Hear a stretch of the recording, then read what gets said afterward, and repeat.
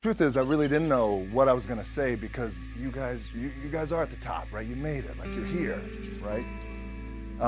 So I thought what I'd do instead of telling you what I think you should be doing, or how you could be better, or I thought, well, let me just speak from the heart, speak from my gut, and really not have anything prepared, but just tell you what's worked for me.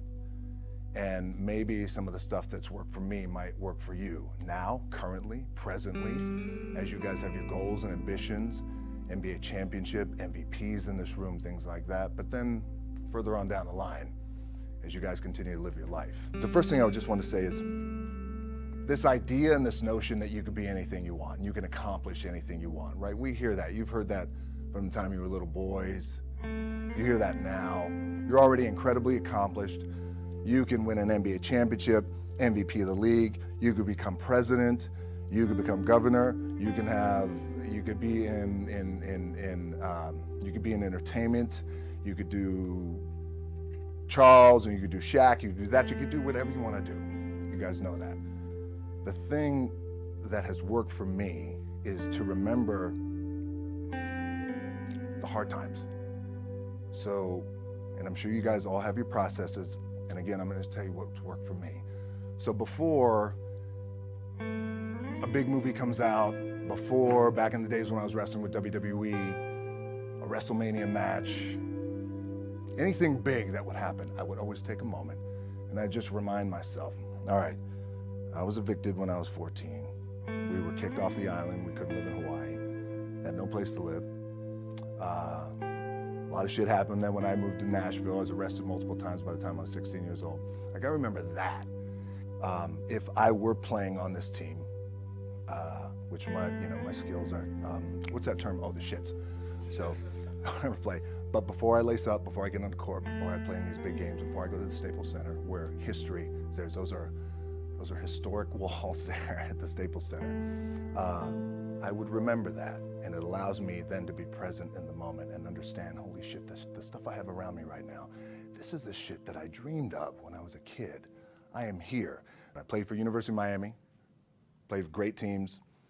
Warren Sapp, Ray Lewis, they were my teammates. They were balling.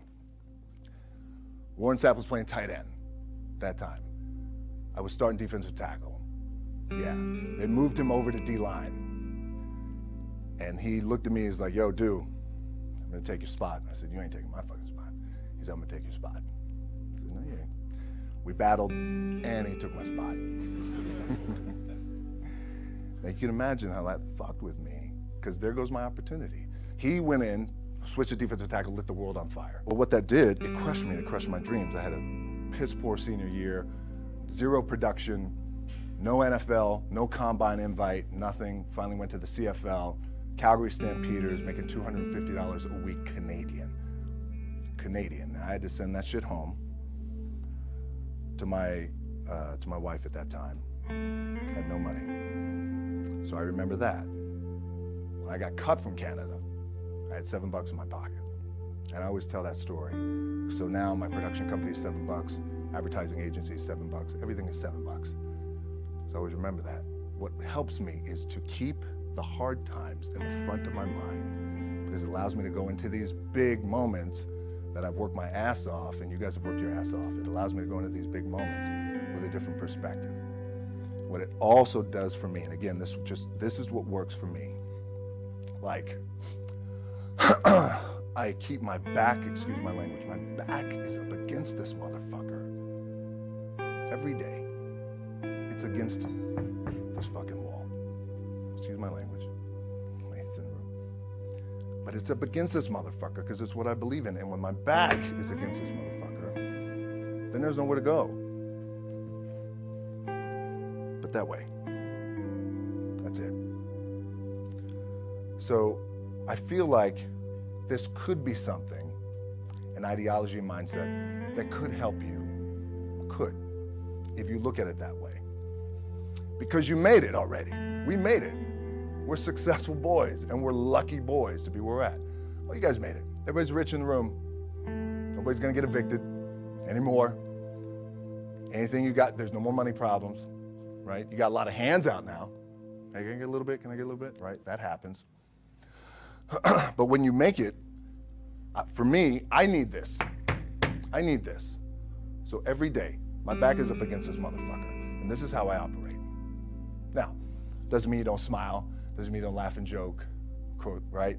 You're happy. I'm a happy guy. But when it comes to business and when it comes to executing, it's up against this. And I got to go that way. And I don't give a fuck who is in front of me. They're not going to stop me.